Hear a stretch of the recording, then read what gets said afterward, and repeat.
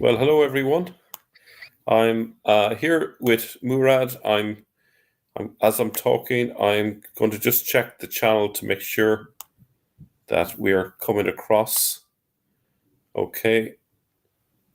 Yes, it looks like we're through. I see Andrew Martin's in the house. Okay, so all good. If you can just let me know, Andrew, that you can hear me okay. So just give us a number one. So Murad, welcome. Hello, Mel. It's always great to be with you. And yeah, I see people are starting to show up now. Someone called Yeah, YouTube user is saying greetings, so we are live. excellent. Okay, that's great. Um, and I presume people can hear.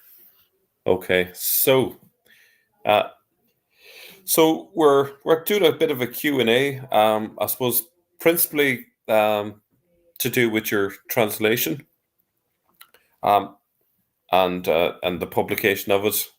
Anything you want to say to us, I suppose, to begin with? Well, I just want to tell the people that I have recorded a long video with Jay Smith, and it will be live maybe in February. So it's gonna be a very good video. And also, I see we have Lloyd in the house, so Yes. greetings to Hello to Lloyd. Lloyd. Always great stuff that he does. Actually, Lloyd, if you fancy joining us here, I'd be happy to send you on a link. Yeah. Let me just let me see if I can very quickly find your email here. And no, that might be a second. But do continue talking, Murad, while I'm just occupied just for a moment here.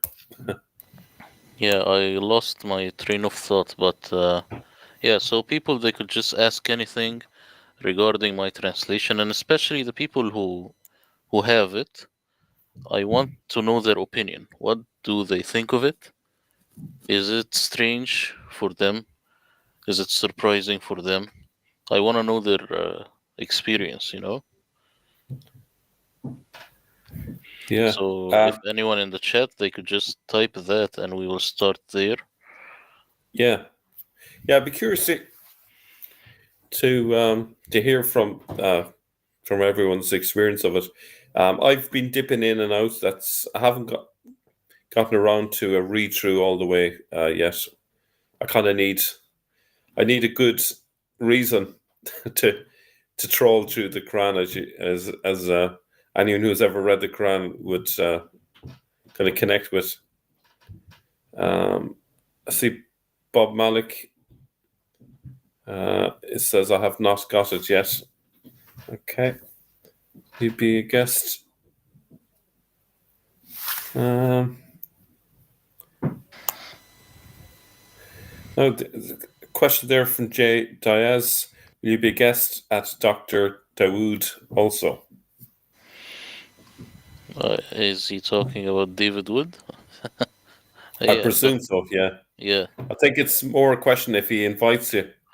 yeah. If he invites me, if most people, if they invite me, I will come on, because I do not have any biases against people in general, unless the person inviting me really sucks, like someone like I really hate. But in general, like 90% or more of the people I have no problem with. So yeah. Yeah. Um, yeah, I'm hoping my audio is sounding okay. I got myself a new headset, but it's not exactly working properly because I'm hearing the audio coming back through my laptop. I'm not sure if people are hearing me correctly through my headset, but hopefully it's okay. Um, Oh, you see here, Mel, there is someone called Daniel. He is saying, I finished it all today. oh yeah, let me just put that up 1 second. Yeah, get So, back to Daniel, here. please, Daniel, tell me, what do you think of it? What's your experience with it? You know, Yeah. there is a place in the Quran when it talks about al-haq and al-batil, which is like the truth and falsehood. And there is a certain word that no one ever correctly translate, and it's yadmaghu, meaning in English it will be smash its head, smash it over the head. So the truth will smash the head of falsehood. But everyone, of course, when they translate it, they will have it as just debunk falsehood or any other crap. But in reality, it smashes its head. And in my translation, I have it as smashes its noggin, because the word noggin is informal, and the word dimagh in Arabic is also informal. So you see, Uh, this is the level of accuracy in the translation. uh, what is the Arabic word again? Yadmaghu. Ah, okay. So it has dimagh in it. It has head, but the informal way of saying head. You see? Yeah. I have a question here from Bob. Uh, Questions are: who is Ahmad in Surah 61:6, and he originally, if the original Muhammad was Jesus, then who is the prophet? You see, Ahmad, you can read it in different ways. سيأتي من بعد رسول اسمه أحمد. It could be there will come a prophet after me whose name is Ahmad. This is one way of looking at it. Or you Yeah, could say a prophet who shall come after me whose name shall be most praised. And this yeah, could be the comforter, you know, yes, al paraclete in Greek, the comforter. yeah. Um, well, I think within the Jewish tradition, they have the concept of two Mahmeds. So if one arrives, then they expect a second one. And there's not a huge lot of difference between Ahmed and Mahmed. It comes from the same root. So maybe the different form of it was used just to distinguish the two. But Yeah, you uh, see, but the word hamada in Arabic it means praise. But now I am trying to look at it from the original Syriac because it might mean praise, but in a very public setting. You know, like Jesus, he was in a very public setting. yeah, Load, Laud, load yeah. in a very public setting. So Oh, yeah, if this is true, then we are getting closer to the idea of him being Jesus originally. This name, this title. yeah. Publicly lauded. Yeah, Yes. yeah. In fact, there was a passage that I saw in the Bible just a few days ago where Jesus goes to speak in Capernaum, and then it says after he read to the congregation, it says everyone praised him. So that connotation of the Messiah being the praised one is there even from 2,000 years ago. Um, there's Yeah. a follow up question there from Bob. And who's the messenger of Allah in that the Quran talks about? Well, you see, this you have to guess from every context. Like, Yeah, for example, it could be the Jesus in one context, and in yeah, another context, it could be the messenger angel. So this is not yeah, a human being. So you yes, will have to look at it within the context. You will just have to forget about Muhammad first so that you clean your head of the yeah, sin standard narrative, and then you will get closer to what the Quran is trying to talk about. yeah, yeah. I'd agree. It has the potential to be Jesus. It has the potential to be someone contemporary. Has the potential to be an angel. There's a comment here about your translation. One of the best features of your translation, I think, is that sometimes it doesn't make much sense. I say this is positive because it shows the original text can't be just Arabic. Exactly, exactly. And I'm very happy with this comment because you see, the reason the Arabic Quran is broken is because it's not entirely Arabic. It's a mix of Syriac and later Arabization. That's why even words like inna, for example, which we take for granted to mean indeed, well, not necessarily in Syriac, it means something else. You know, for example, the word illa, which means in Arabic except. And Osama Dakdok, he says Allah is the God of except because everything has an exception, which Yeah, is right in Arabic sense. But you know this word in Syriac, ila, it means as for. So as for those people, yeah, da da da da da. You know? makes more sense. So yeah, so the entirety of the text, if you change illa from except to as for, all of a sudden you have a different context.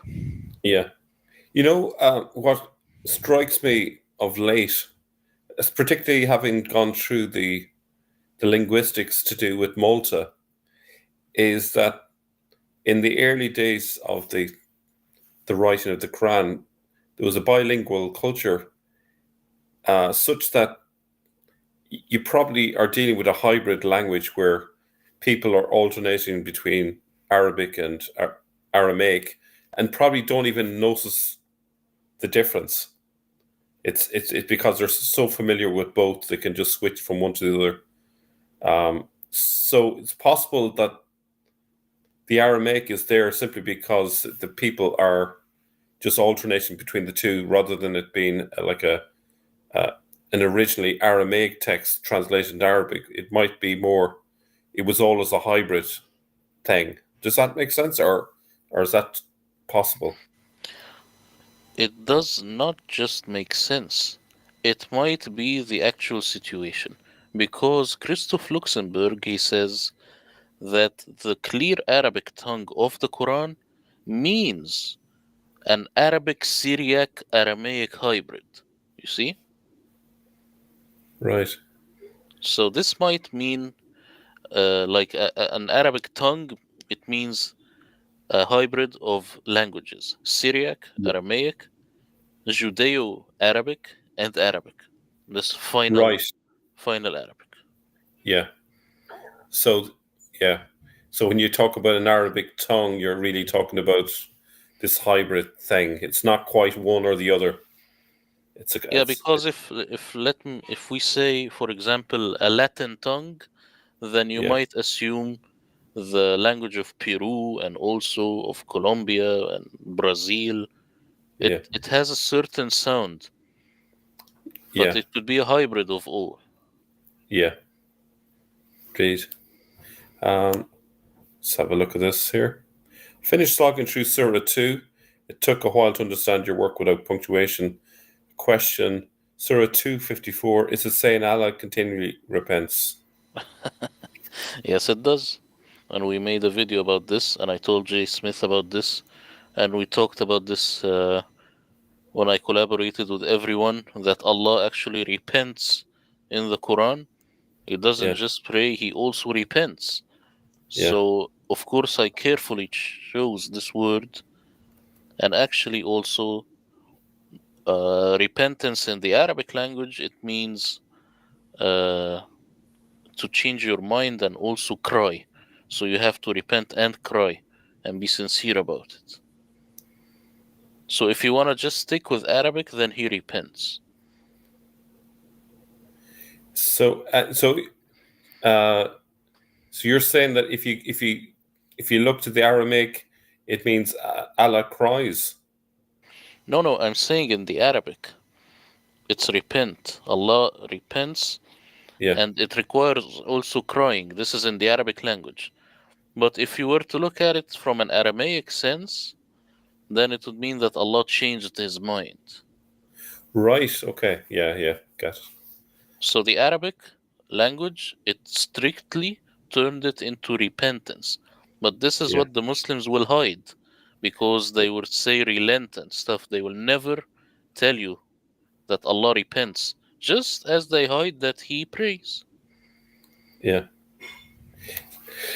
So, in a way, the stupid meaning of it in Arabic could be alleviated by admitting that there's an Aramaic influence there, but something that they're not willing to admit to, I presume. 100%. So they want to give you a reading that's close to the Aramaic without admitting the Aramaic, while shooting Arabic in the foot. They want everything. Well, it can never happen. You either accept the Aramaic reading with the Arabic, uh, and then all of a sudden, then you have to listen to Christoph Luxemburg. You have to listen to Christians and Jews so that they tell you what the Quran is talking about, or you will just put your head in the sand and say that it's Arabic and it doesn't make sense this way. Yeah, This is the idea. yeah. Let's have a look at this one. In Surah 2174, you wrote belies. Did you mean that or bellies? I'd say it's probably belies. Belie means fail to give the true impression of something. This is al-mukaththibin, so the Yeah, belying ones. yeah, That's why I chose it, because um, this same word in other contexts would be lie. So lie and be lie, we are retaining the same wordings and the same sound. You know. yeah. Uh, Here. Muslims always tell us Jesus was saying Muhammad will come after him. Um, Yeah, so that's what they say. Yeah. yeah, it can make sense if you go back to the Jewish understanding of Mahmed. Um, and actually, there was a little bit of pushback on this because I think a lot of people think that the current Jewish understanding around the Messiah is the same as what it was in the 7th century, but it keeps changing over time as they kind of deal with the reality of history and the way things pan out. But I think how Jews understood the Messiah in the 7th century is our first port of call, I think. Um, okay. I'm curious about what words cannot be Arabic, even though you found an Arabic meaning for them. I think eligibles is one. Look at 2932 together with a Christian. Any thoughts on 29. that one? I will see Surah 29, 32.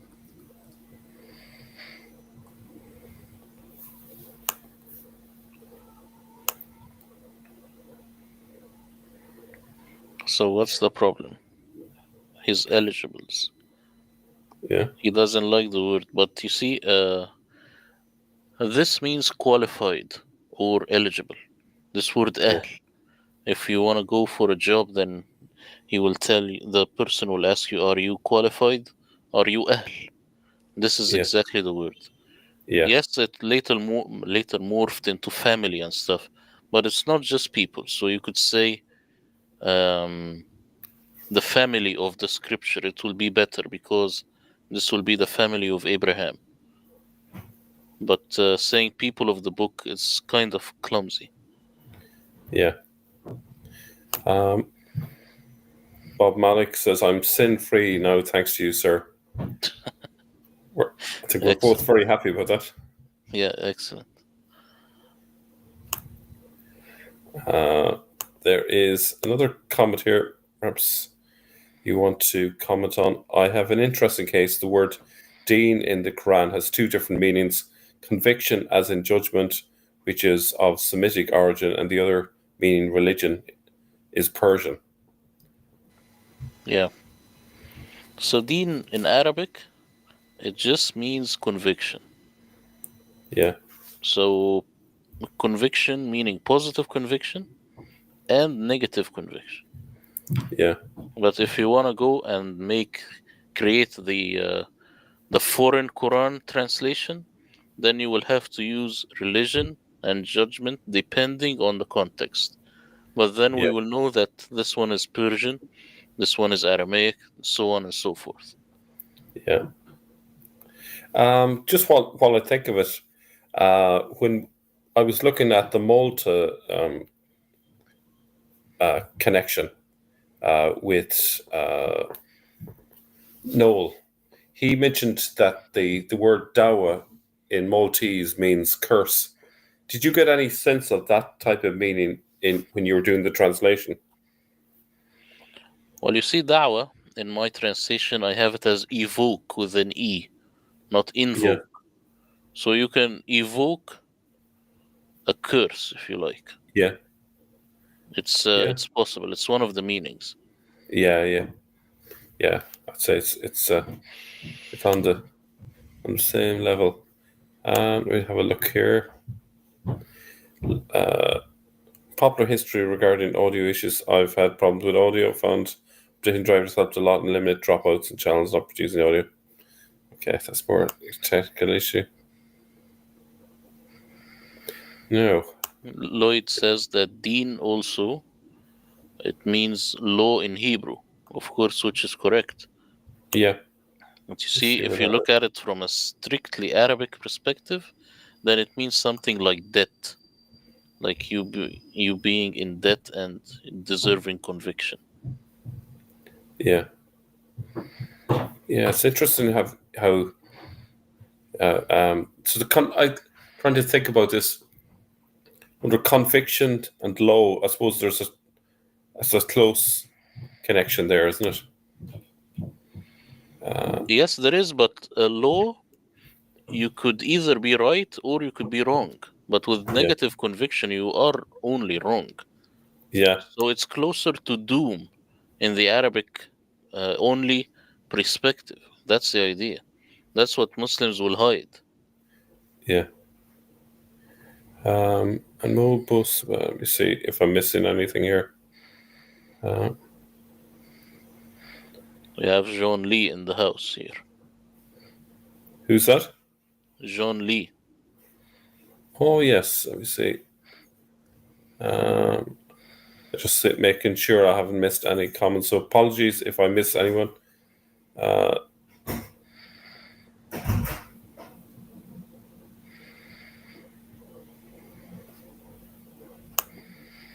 um, so John Moore.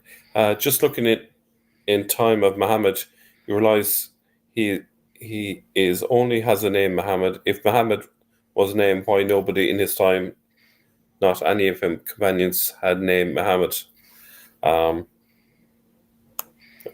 Good question. I'm not sure exactly when the name Muhammad became a popular one because we only got the inscriptions. All I can say is it's really the 730s onwards is when you start seeing Muhammad showing up, or actually Mahmed, because it can't even infer that it's Muhammad even in the 730s.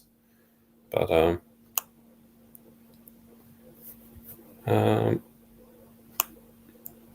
let's see.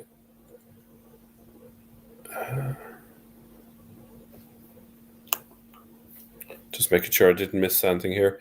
Another interesting fact is that virtually every Persian word borrowed into Quranic Arabic didn't directly come from Persian, but was mediated by Syriac. It's a strong geographical indication. I think that's an excellent comment there. That's a massive clue in terms of the story of how it came about. Um, um, Let me see. So finally I see John Lee's message there, top of the morning.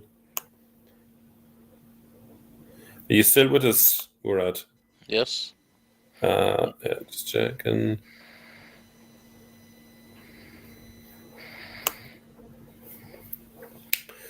Uh, Indeed, in Semitic languages, it had strictly a judicial connotation. That be with Dean need to expand the picture to non-Semitic languages to get the full Quranic picture.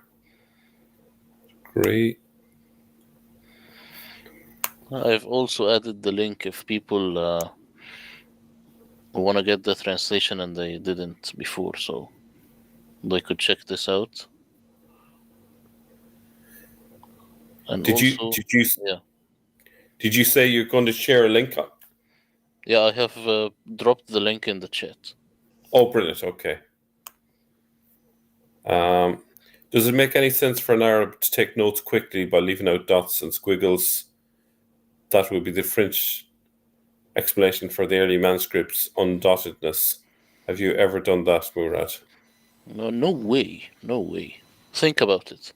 You have some dots in the English, right? Yeah. No matter how quickly you will take notes, will you leave out these dots? I would think not if you want it to be clear. No way. Even Yeah.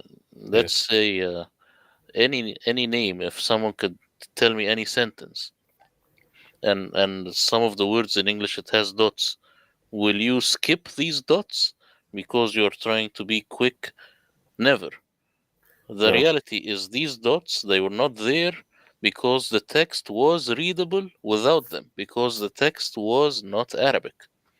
And then we have multiple layers of Arabization. As Yeah. Christoph Luxemburg says, it's 5 layers. So Yeah. first you got the Syriac, and then it morphed into the Arabic text, which is the Hijazi script, and then you got the Kufi script. So you can actually trace all of this. It's an act of translation. The Quran is kind of translated, It's not Yeah. original. Yeah. And I think some scholars have said that even when dots are being used, they're used inconsistently. They don't always use them where they should. Um, it took a long while for them to be strictly used in every single case. So this one here, I think we've addressed this multiple times before, Yeah. but for Khan, Furqan in Arabic, it has no meaning. You see? But in Syriac, it means redemption.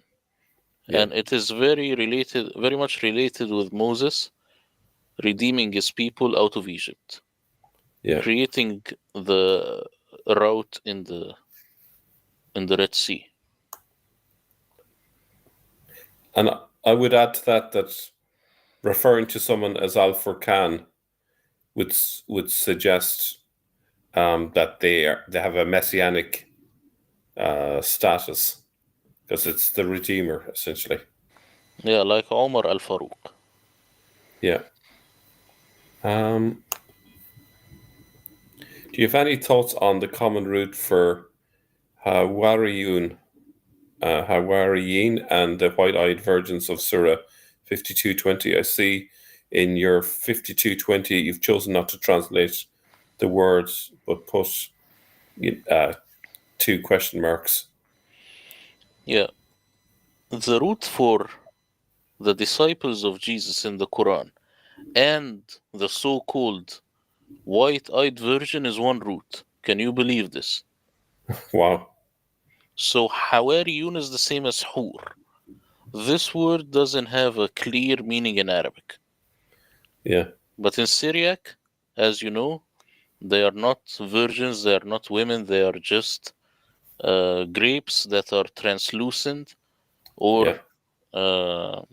and this means that the Al Hawariyun, which is the disciples of Jesus, were translucent beings. They were very much revered. Yeah. Lloyd is backstage, by the way, Mel. Oh, is he? Okay. Let me see if I can see where he is. uh, don't know how to get him here. Uh, no, don't see him here. I can't. Oh, here. Oh, here we are. Hey, How's it going, Lloyd? Hey there. well, thank you. How are you guys doing? We are good. How are you? No, well, moved and getting set up. Hopefully, we'll have less and less to do. Still have a few boxes around, but otherwise, I'm great. Good to see you both. Great to see you. Excellent. I can barely hear you. I'm having Sorry problems about with.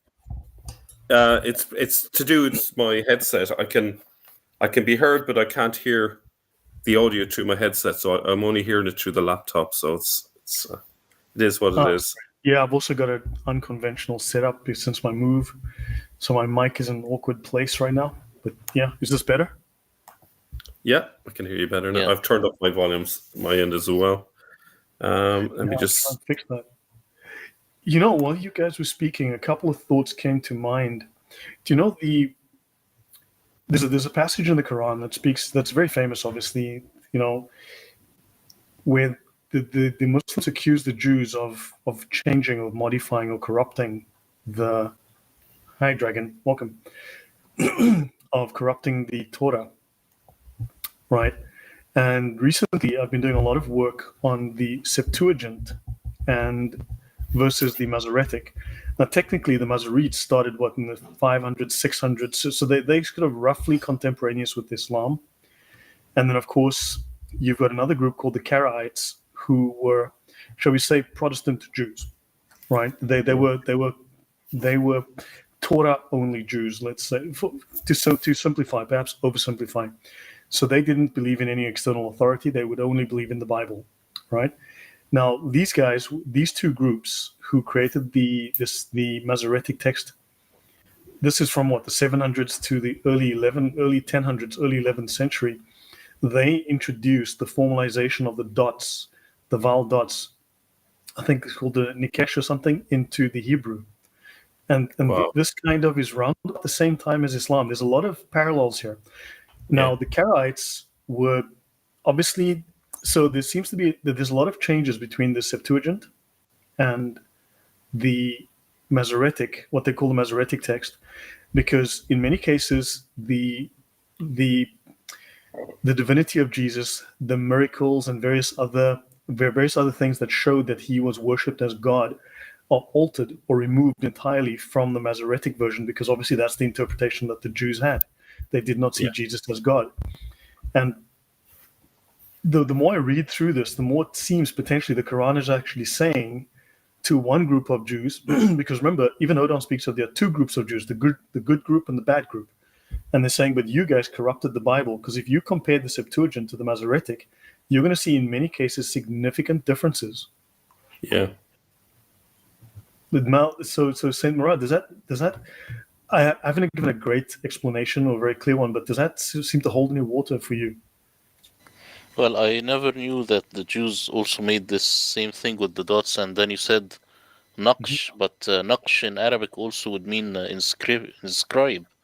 So maybe these dots were kind of inscriptions or something, Mm-hmm. and it might be getting us closer. But this is what happened with the Arabic. So Yeah, you and have then this you guy mentioned called Sibawayh from and you Iran. mentioned Judeo-Arabic. Now these Karaites were often Yeah. accused of being Jewish Muslims.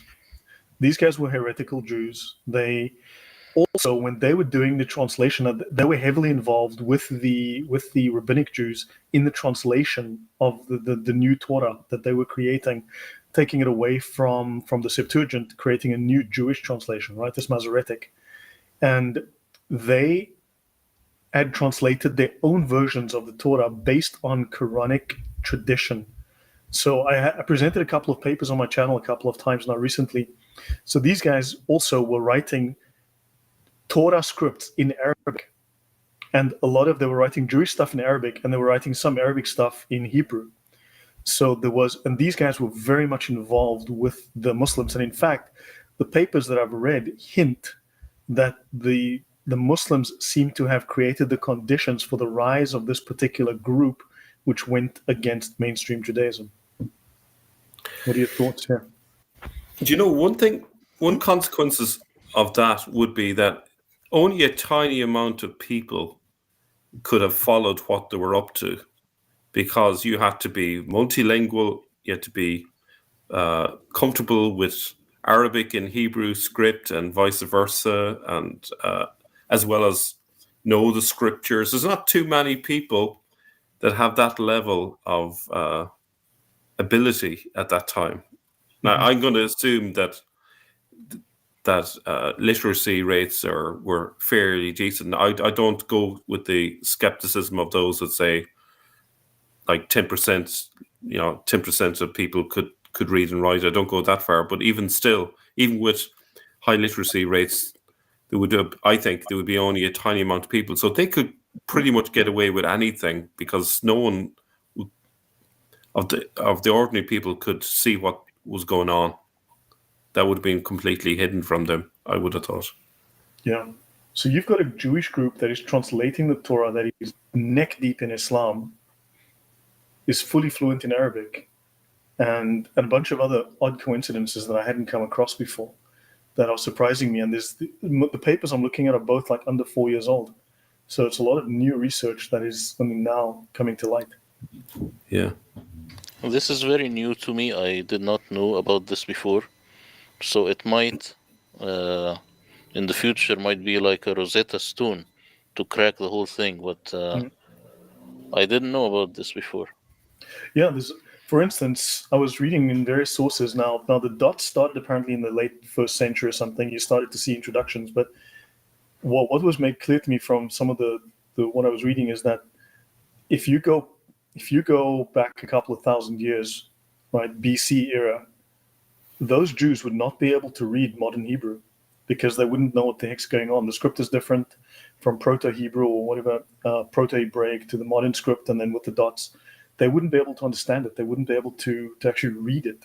So you're looking at an evolution that happens, 600 BC onwards, or 600 AD onwards, that started earlier, but started in the 2nd century probably, but it really solidifies in the 7th century, contemporaneous with Islam. So it's really some very odd events here that need further investigation.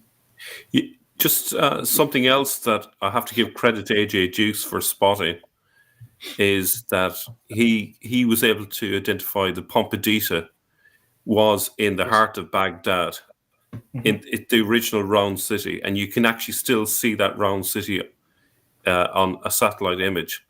But what's amazing is you have the caliph living inside this round city, and there are about 10 very important Jewish academies all within that small area of like 1 square mile. So you can imagine how the Muslims and Jews are interacting with each other in very close proximity.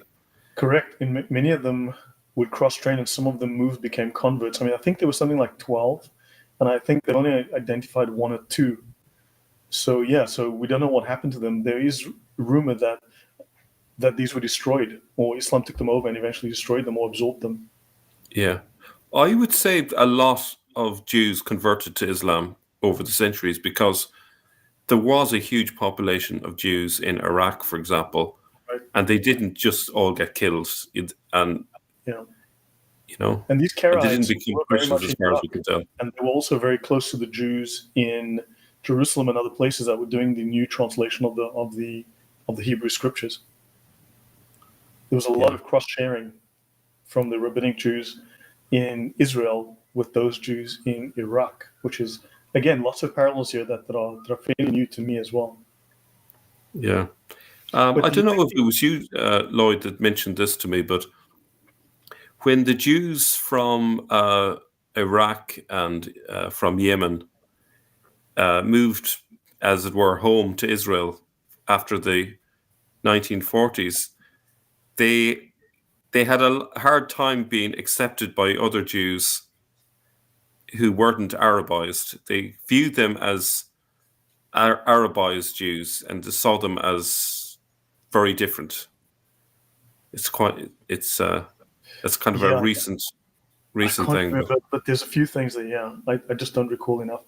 But do you think that the Quran could be accusing one group of Jews of corrupting the Torah, meaning that they knew the Septuagint, now they're looking at this new translation, this Masoretic, and they're going, hold on, these are different. And there are some significant differences. And they're going, hold on, you guys have changed the scriptures. We had the Messiah, but now it's a nobody because it's missing or altered in this new version. Do you think that could have some sort of validity? I think that makes a lot of sense because it would explain why Jesus is later dropped in the Islamic tradition. And yet in the Quran, Jesus has a central position. Mm-hmm. He's kind of, he's explained away in the tafseer, essentially. That's my understanding. Well, if I What do you could think, add Murad? something, yeah, In the Quran, when it says يحرفون الكلم عن مواضعه, it's exactly that they take the wording, not just the wordings, they take it and throw it all the way to the edge. It's a very strange way of saying things, I know, but I kept it this way in the translation. So they take the word off the center. So, for example, a word has like the conventional meaning, but it has fringe meanings. So the Quran is saying that they take the words from its conventional orthodox meaning to give fringe, weird meanings. Not that they are changing something. And it says that it does that through its situated places. So the place where it's written. It's a strange way, but this is why I took all the time to try to crack exactly the So the word. Karaites were making their own versions of the Torah, their own variations in Iraq, in Baghdad, and so on, in those areas, which differed apparently from the Samaritan Bible differs from the rabbinic version. So the place could be. Do you think the place could be like Iraq, and the variant could be these Karaites who were? I mean, it seems to be there's a possibility, at least to me. Linguistically, going with what the Quran is saying, there is this possibility. That's what I'm saying. And they're pushing the context because they're trying to remove Jesus from the context, right? Yeah, it definitely has to do with the context. It doesn't mean that, like Muslims, they understand it that they threw whole passages or something. No, it has to do with the wording, and it gives fringe understanding, gives weird understandings. Okay, one example, for instance, in one of the Psalms, 22:16, 22:13, it's been a huge issue, and it was only recently clarified, where it says that, for instance, we have in the Septuagint, they pierced my hands and my feet, which is obviously a prophecy coming hundreds of years before Christianity. They pierced my hands and my feet, right? Which we know from Jesus on the crucifixion. However, when it was translated in the New Masoretic, it says, like a lion, my hands and my feet. And people are going, huh? And when I finally understand what you meant about these couplets that have to match in the Torah structure, in the prose, and they explain it, and they said this is a violation of every linguistic rule in the Torah, like a lion. And it was eventually, a lot of people dismissed the Septuagint because apparently it didn't have any kind of Hebrew backing because it's not original, it's a fake, etc. Then it was discovered, not the Dead Sea Scrolls, but other archives have also been found, like the Dead Sea Scrolls, and they found an earlier copy of the original Hebrew that was word for word what was in the Septuagint. So the earliest fragment we have supports the Septuagint and actually says, no, it was pierced my hands. So does that make any sense, Murad? Where you've got this weird context, this weird change because they've made a slight change to the word and it corrupts the meaning. So Yeah, Yeah. what you are saying is closer to what the Quran is saying. That's why when it says al-kalim, this word I do not know. No one cracked when they translate the Quran. It's not kalimat, it's not kalam, it's kalim, meaning the wordings. So they take the wording and then they try and manipulate it through the context. Well, So they changed one letter in this case. One letter and it completely alters the meaning. And in yes, other cases, they removed whole sentences. yes. Yeah, So it makes sense. Yes. But it's I just that do. it's new to me, so I'm still processing what you're saying. But I like the idea. Thank you. Yeah. Uh, No? a kind of a relevant thing with all of this is that apologies, I don't remember the exact year, but roughly I think it was 11th or 12th century in Spain. There were a lot of Jews converting to Christianity on the basis that they were convinced by the arguments around the crucifixion of Jesus fulfilling the prophecy of the Messiah being pierced, like what you had mentioned. Right. And it seems like that they changed the text to avoid that conclusion. Correct. So I think there's something there, and it seems to me like that Islam follows a similar tack at some point where there's a kind of a sense in the Quran now, at least in terms of how it's interpreted, that Jesus wasn't crucified but only seemed to. it seems like it's it seems like it's avoid the to obvious. avoid the conclusion that Jesus is the Messiah. But this Right. could be a later And this is to a large edit degree what to is it. present in the Masoretic, it would seem. I'm still working on that, but that's how it would seem. So, Yeah. yeah. The And only congrats on going on the, with yeah, Jay.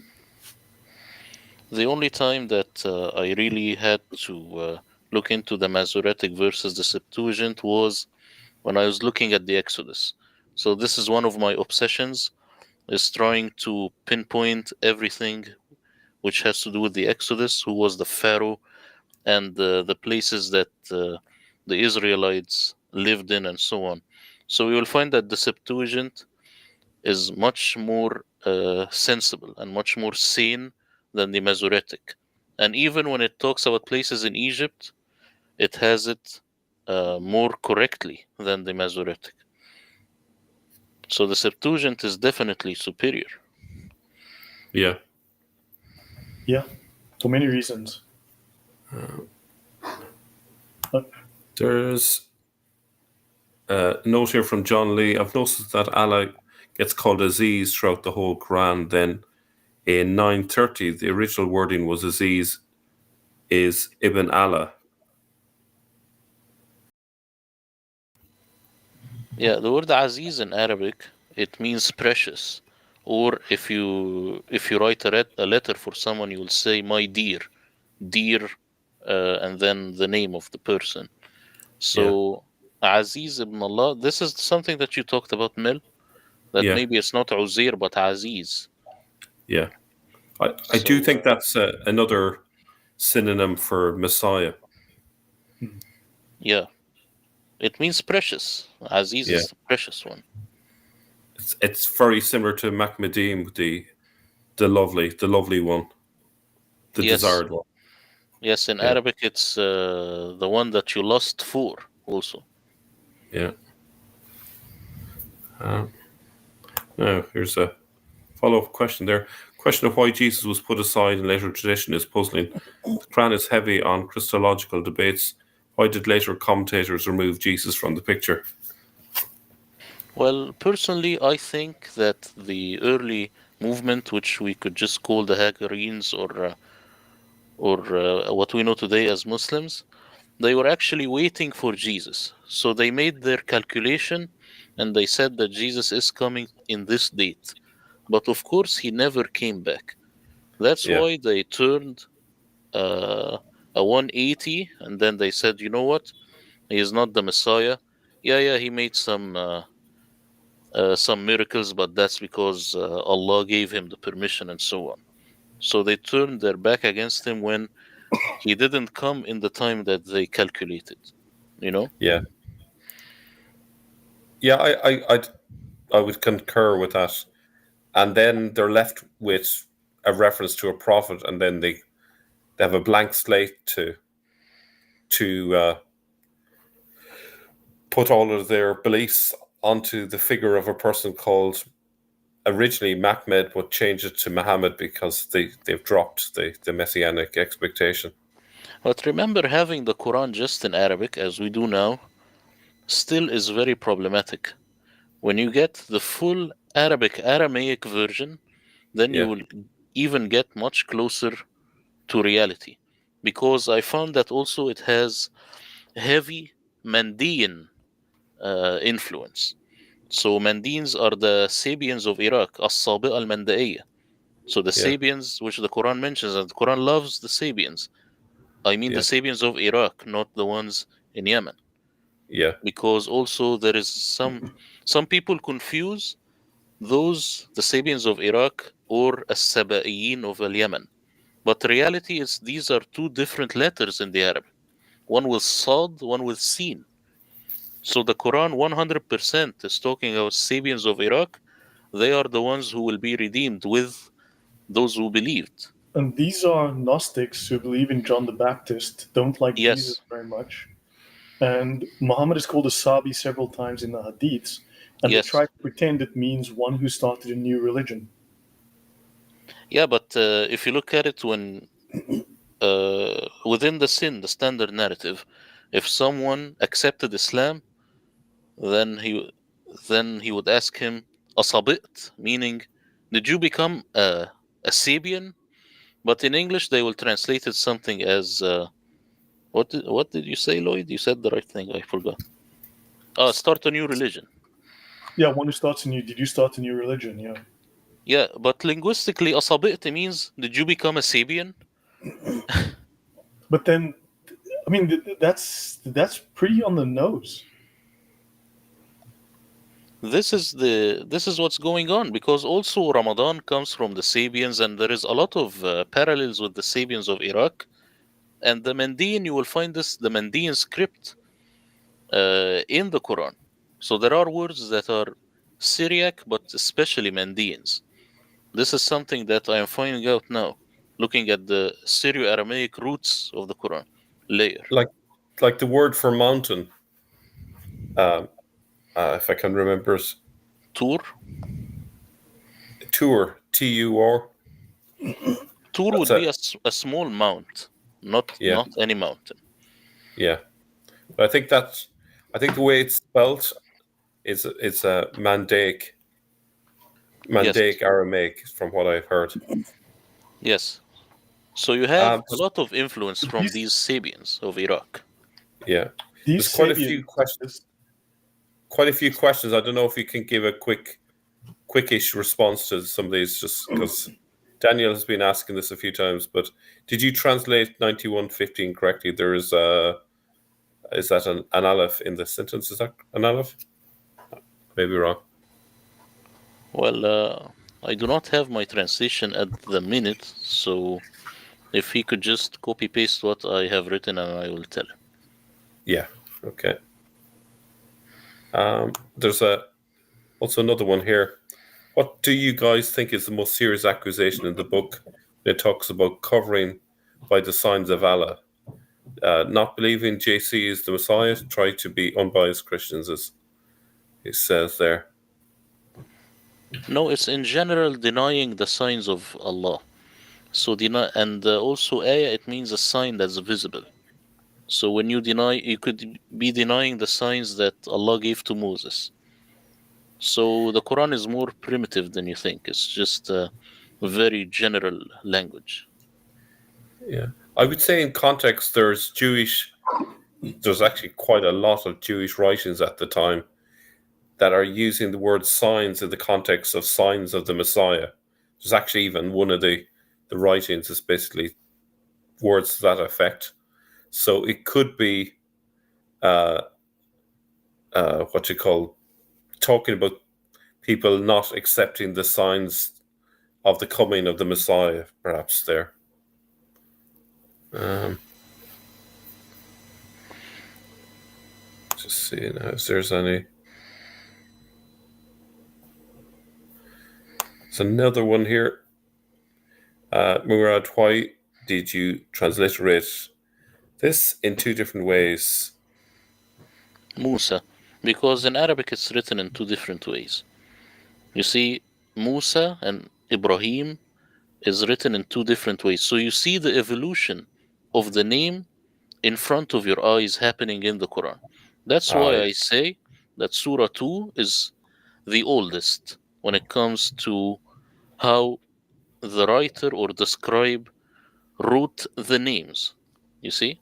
So the standard narrative, when it says that the Quran should, the final part is the beginning part, this is wrong.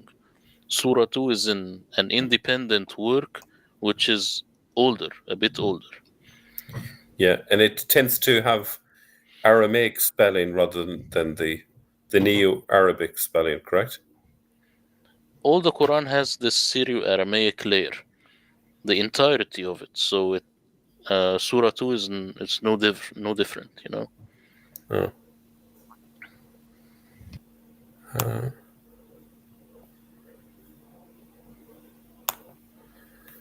right.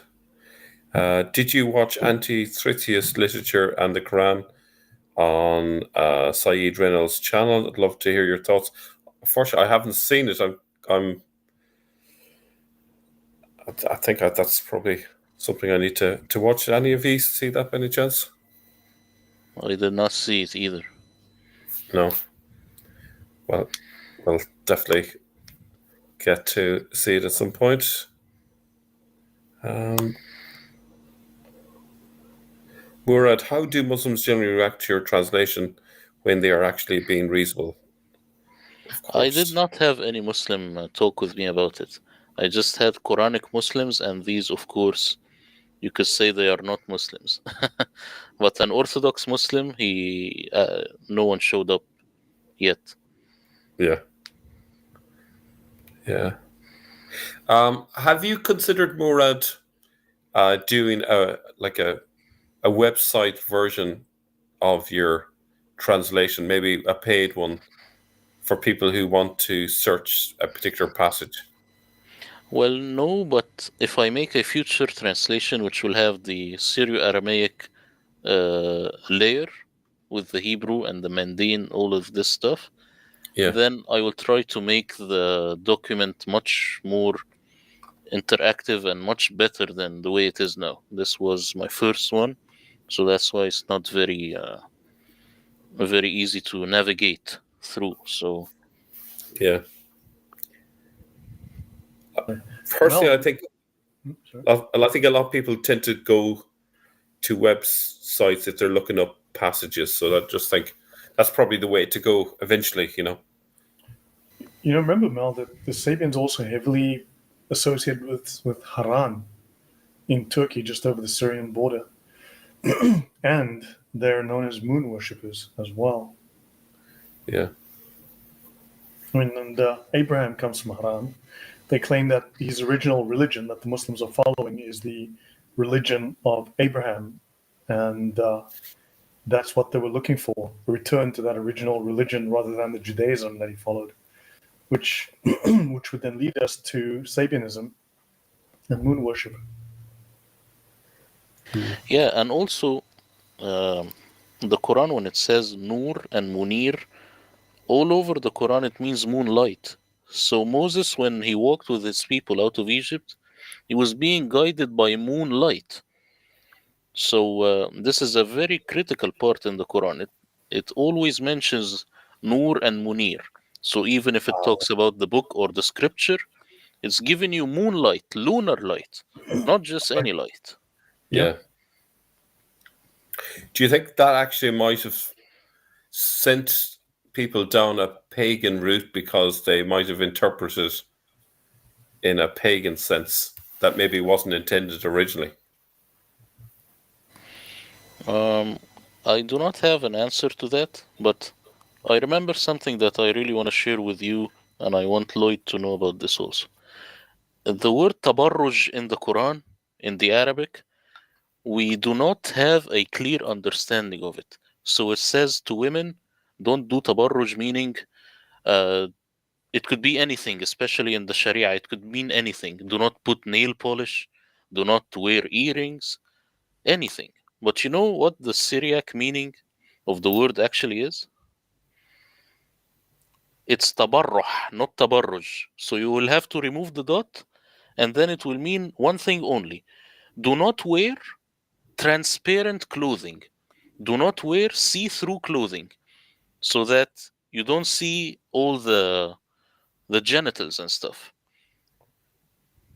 So even if so, the Quran makes sense here, because I don't think that anyone would like to go out with transparent clothing. You see, but this word got lost when it got Arabized. This is just one example. Man, we need to collect a list of these. I mean, this is how did Jay respond to your work? Because I mean, he should have been blown away, Murad. Yeah, Jay is really enthusiastic about this, and the video I recorded with him, it will come out in February, so it's a good video. But as you see, the Quran really got corrupted. Like, yes, it does not have much context, but still, you will resurrect a lot of context just using the Syro Aramaic layer.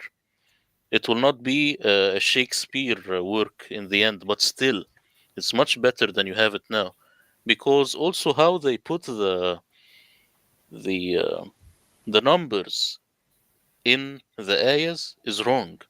So they cut it in a wrong way. Yeah, but then again, remember they moved the surahs around so they're not chronological, and they split the ayahs. So wouldn't that be then deliberate if they did with both?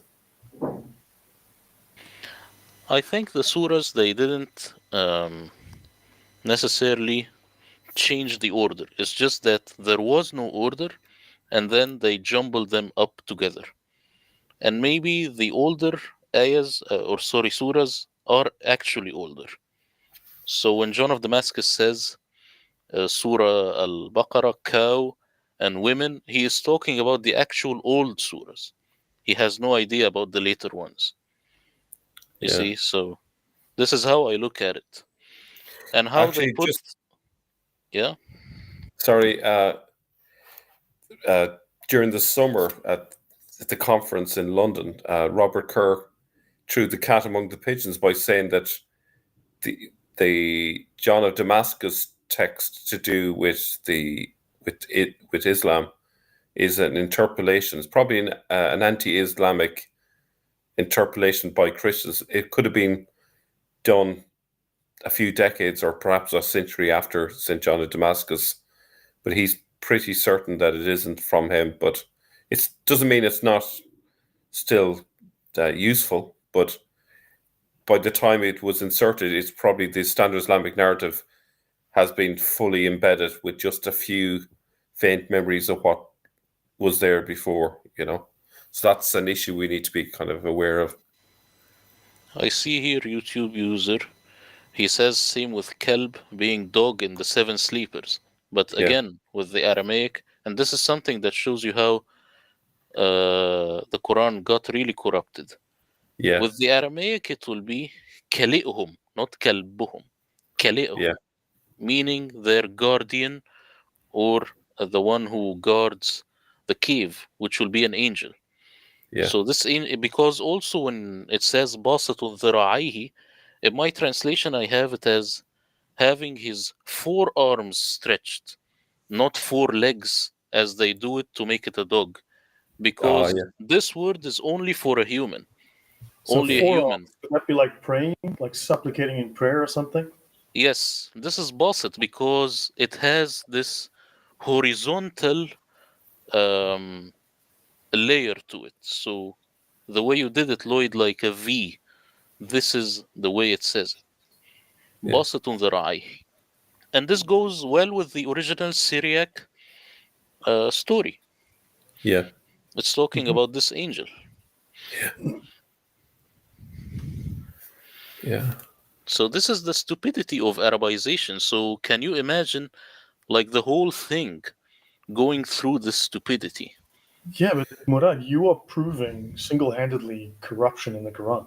I mean, that's crazy.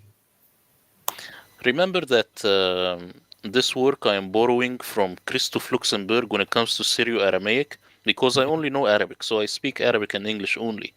But when Christoph Luxemburg unpacks this stuff, I like because I really like what he's saying. I'm passionate about it, so I really understand it, and I try to translate that into English. So, of course, this is really proving how the Quran got corrupted.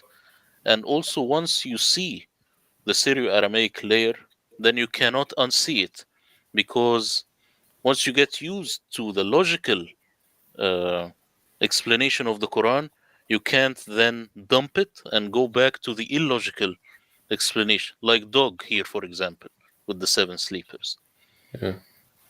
There's another example, and I don't know all the exact details, but the story of Abraham in the fire that you find in the Quran, that's Mm, based on a mistaken translation of the word Ur, mm, which which would have meant city.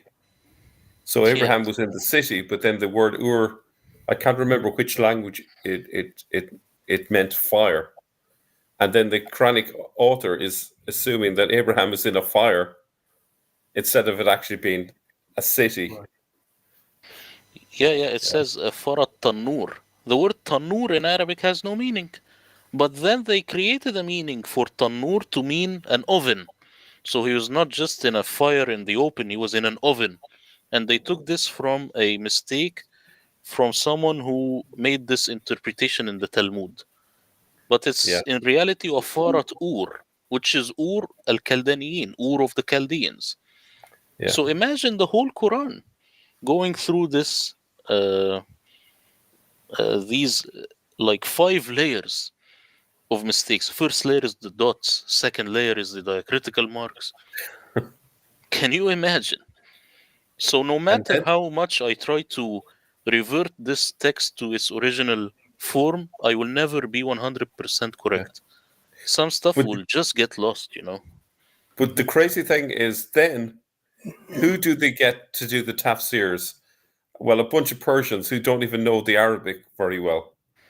The Persians corrupted it way further because the Yeah. Persians they wanted warriors. And what will you tell a warrior when he will go and die? You will tell him he will have virgins.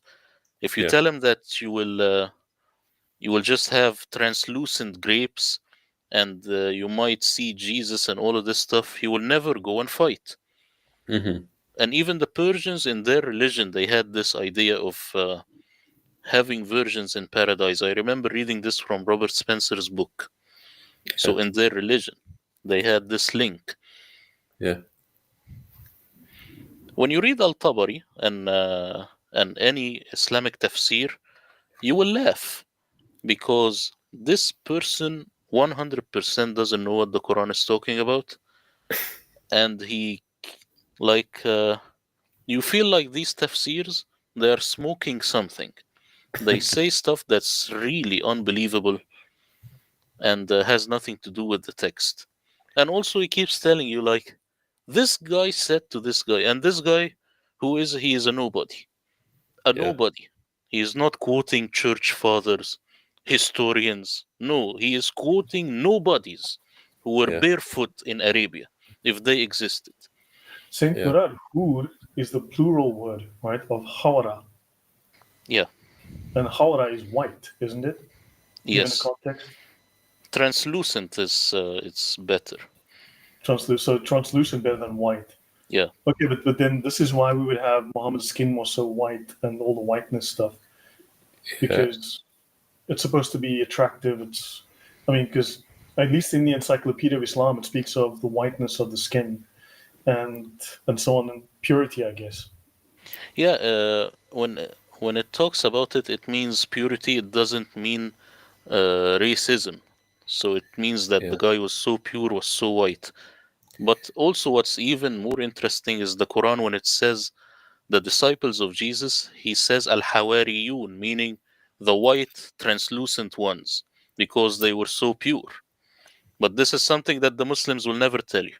They will tell you the disciples. No, it's the translucent ones. Yeah.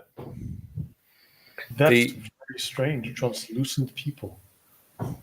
I think a key person that we need to refer to in all of this is, of course, Saint Ephrem.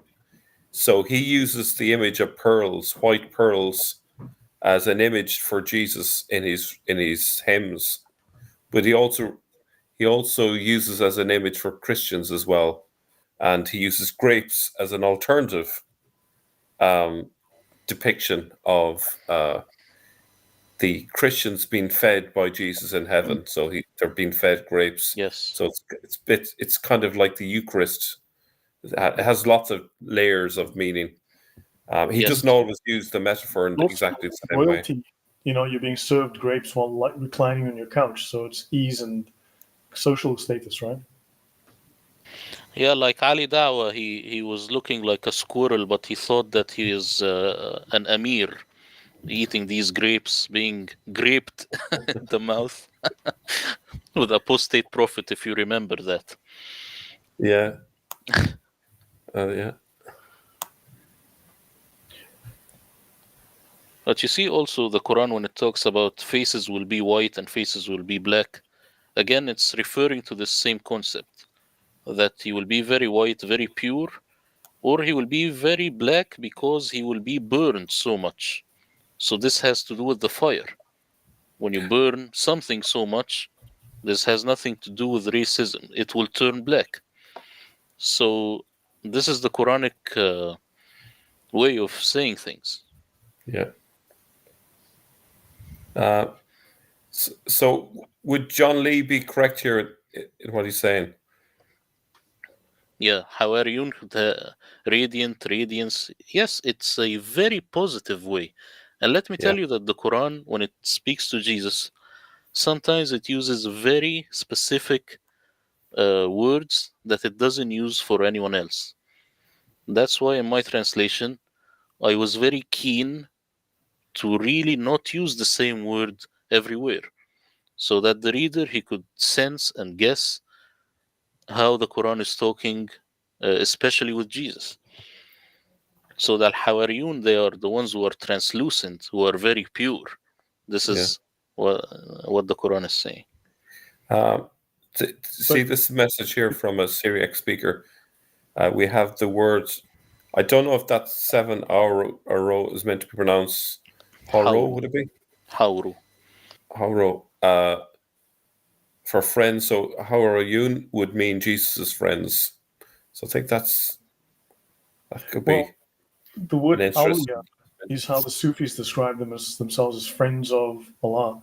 But also, this translucent, wouldn't it be maybe a Gnostic concept where you are not a real body, but you are just a spirit? So you are, so in Gnosticism, the matter is evil, so the spirit is pure. So wouldn't that maybe be an allusion to being of spirit only? It might be, and remember that also the Quran adopts a Gnostic view of Jesus. So the use of this word might also strengthen this idea. I have no problem with this explanation, you know.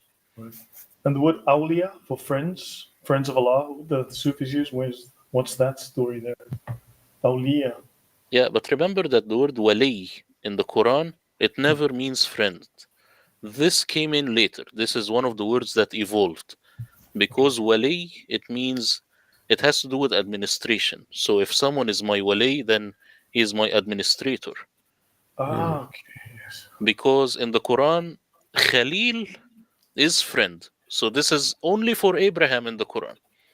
Al Khalil, he is the friend of God. But awliya, later it turned into friends. So actually, the Quran, if you read my translation, when it says don't take the Christians and Jews, or let's say the Nazarenes and the Judaizers, do not take them for administrators. Like, don't make them your boss. You see? Yeah, but also Oh, don't can let I? them do the work of Allah, because if you're the Muslims are the viceroys of Allah. They're here to do His bidding on earth. Don't let others do it. You do it. This Actually, is, yeah. Yes, can man. I point out something there about the administrators?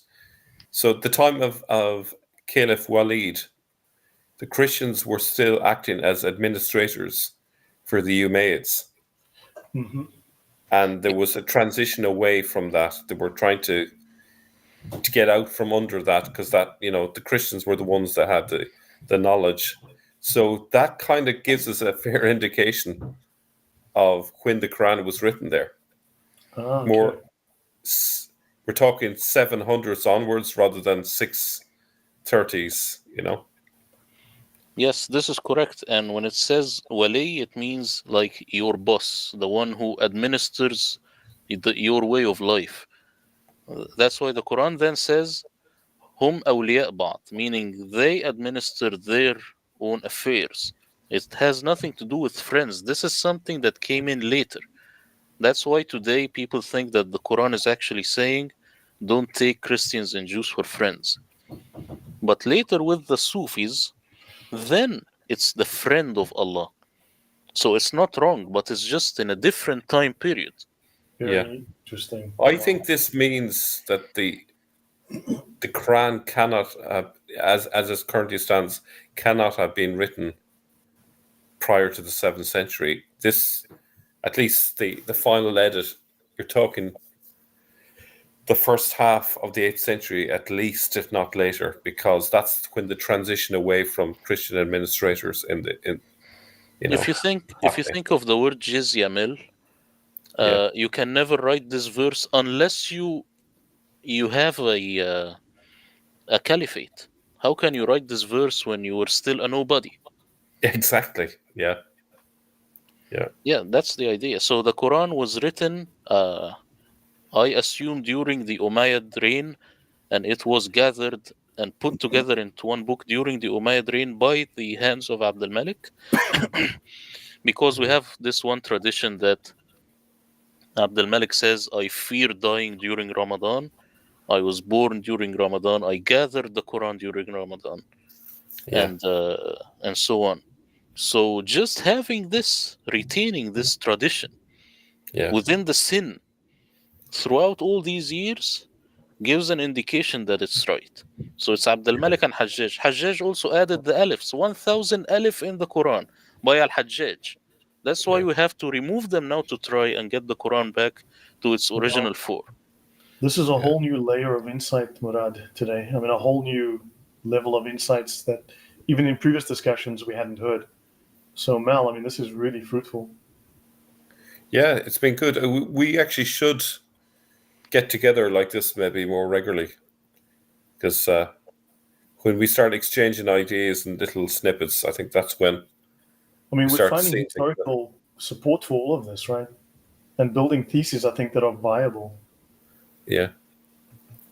But I think a key thing there is Walid was annoyed about the fact that the administrators for his system were Christians who wrote in Greek, and he was annoyed about that. He wanted Arabic to be central, and he wanted to move away from the Christian administrators. So for the Quran to be saying what Walid was saying is kind of a bit suspicious. You know, Yeah, it seems as like the Quran is speaking the words of Caliph Walid. You know, from I think his reign started at 705 AD onwards. So I buy it. It sounds very compelling, Mel. yeah, and then the other thing that matches up with all of this is Ilke Lindstedt, who's an inscription scholar expert that lives in Helsinki. He has pointed out the earliest use of the word Islam and Muslim in an inscription is from the 730s. So again, that kind of lines up with this a much later period It's a century than after. the standard Islamic narrative would have us say. yeah, and also the Crusaders, when they used to call them Saracens, I used to think that this is something derogatory. No, it it was still the times of the Crusades that they were never mentioned as Muslims. They were always Saracens. You see, and Saracens actually has two meanings. This is something that not a lot of scholars look at. They just say that Muslims because they were the destitute of Sarah. But if you look at it in Arabic, it will be Sarraqin, meaning those who continuously rob and plunder. You see, so Pirates. it's a pun. It has two meanings. That's why they were the Saracens. So basically, the plunderers. Yes, as-sarraqin. It's not just sariqin, meaning the ones who plunder once. It's Yeah, sarraqin, meaning those who continuously they keep on plundering. It has yeah, this continuity in it. yeah. Kind of almost like the word pirates, or the connotation around pirates. You know, Mm-hmm. kind of, Yes. and that I can tally with that. You know, like that makes a lot of sense. Caravan robbers, right? That's Yeah. Yeah, Exactly. Yeah. yeah. You guys, I should call it a night here. I've got to. yeah, yeah, No, this is fascinating. I mean, let's do this again. Wow. Murad, fantastic. And Mal, some really good historical insight there. I mean, all of us are starting to converge. All of our work, you, me, Odon, everyone, we're starting yeah, to converge. It's yeah. crazy how this is happening from different directions, but we're all converging on what seems to be the same thing. And it's no conspiracy; it's happening naturally because we are just looking at the facts on the ground. And if you converge, it's a sign that you're onto something. Yeah. That's Yeah. true. Now, Murad, this is awesome. I hope academia picks up what you're doing, and I hope it grows because honestly, this blows the Quran wide open, blows it out of the water. I'm very happy that you like this work, Lloyd. And believe me, if I get to make the Syro-Aramaic Arabic translation, then it will really change everything. Because then you will not have Hunain, you will not have Mecca, you will not have Badr. All of this will not be in the Quran. Because this will be just mistakes from the scribes who copied the the the original manuscript. Yeah. Well, we're peeling back this onion, and you've just opened a whole new avenue, Murad. So yeah, keep this up. Let's hope it gets picked up and grows, because this needs to become a mainstream talking point. Excellent. Um, I hope so. yeah. I think each of us will eventually get around to writing books on all of this, and that will help get this out to a wider audience. So Yeah, it's gonna take time. I think it's just gonna take time. It will happen, but with time. Yeah, but Islam is starting to write its own epitaph, because the things they are doing, actions speak louder than words. People are seeing. I mean, what happened to this guy in Sweden? Yeah, To what's his name? I just remember forgot his name. But the guy that got murdered on a live stream after burning the Quran. I mean, I think everyone's going to start turning on Islam, and no one's buying that it's a religion of peace anymore. yeah. You know what? I went on a Muslim website a few days ago, and it was all in Arabic. So most Westerners would not know what it's saying, and I translated it using I think uh, website translation, and discovered that the books of the month that they were all looking at were to do with uh, all of the Orientalists and what they're saying about the origins of Islam. It was massive, you know. I shared a link there in the comments section of the channel a few days ago for people to take a look. But Yeah, they yeah. are Okay, paying it's attention. a move, unfortunately. okay. It's great to have you here, Lloyd. Last comment, guys. Please buy 1,000 copies of Murad's Quran so he can get onto the Syro-Aramaic. Please, let's buy 1,000 Yes, copies. exactly. Thank you very much, Lloyd. Great to see you. Yeah, great to see you guys. Thanks, Lloyd, for dropping in. We must do it again. All the best. Bye. Bye.